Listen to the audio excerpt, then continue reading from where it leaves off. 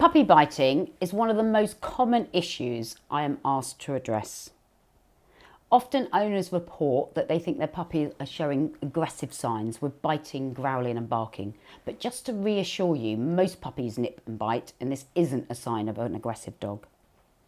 Puppies naturally explore the world with their mouths, and they also chew to help with teething pain as a soothing activity which releases endorphins. There's lots of reasons that your puppy biting might be getting out of hand. To get a full understanding of what is happening in your case, I do recommend diving into my online course. The course helps you understand how your puppy thinks, feels and learns, and will give you that complete picture so that you can tailor the response to your puppy. For this short video, let's look at the main reasons for excessive puppy biting and how to address them. The most likely culprit is that your puppy is overtired. Being tired doesn't bring out the best of any of us. Do you remember when you were a tired child and you did all that showing off kind of bad behaviour? Puppies need much more sleep than you might expect, ideally 18 hours of sleep per 24 hours. It's important for puppy to get lots of undisturbed naps throughout the day, and a safe space like a crate, which has been positively introduced, is your best bet. It might also be that your puppy is over-aroused. The world is a very exciting place for them at this age, and it might simply be all too much for them to handle. It's helpful if you set your puppy up for success, teaching them to be calm in situations where they could become over-aroused. So for example, around children, running dogs or visitors arriving at your home. There's lots of tools to help, like long-lasting chews, licking mats, stuffed Kongs. Have a look at my recommended equipment list on my website. Alongside the tools, you need knowledge of techniques, developing some understanding of training, which will help you shape their emotions. Another possible culprit is that your puppy is becoming nervous of approaching hands. Remember that your puppy is like a sponge at the moment, learning in patterns all of the time. So you need to make sure when your hands are approaching puppy that only good things are happening. If approaching hands are there to correct the puppy, stop them doing things, removing them from things from their mouth, or being picked up constantly by the children, then potentially you have a negative picture forming.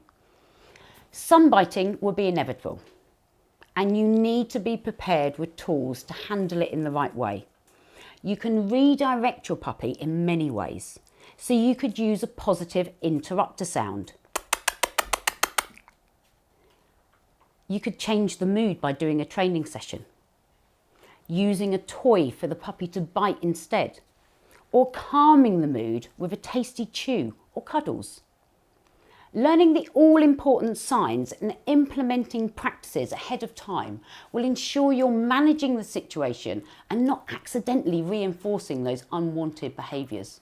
Importantly, there's lots of unhelpful advice out there. So if you Google solutions to puppy biting, you'll find all sorts of suggestions, many of which could actually reinforce the biting or worse. So let's have a look at some of the don'ts. Firstly, high-pitched squealing is more likely to excite or worry your puppy than to teach them that they're hurting you.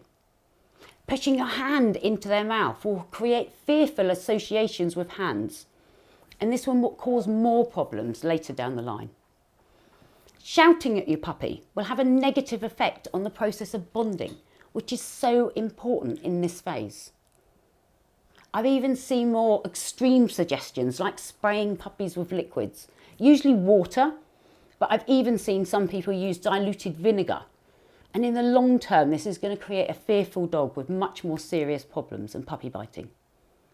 Please don't be tempted to try any of these. With plenty of sleep, a good training and mental stimulation program in place, a routine that encourages calm times, and building confidence around hands and appropriately timed redirection, you should see a dramatic improvement in your puppy's biting issues. Remember to dive into my full online course for all the detailed techniques that you will need in order to manage your puppy's biting phase.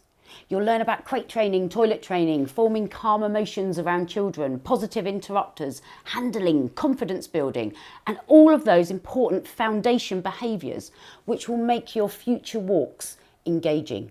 There is a section on excessive play biting which will help you diagnose the reason and implement the changes required to get your puppy on the right track. You are helping to shape your puppy's future personality. Make sure you have the knowledge you need to raise your puppy with confidence. You don't get a second chance, so give them the best chance.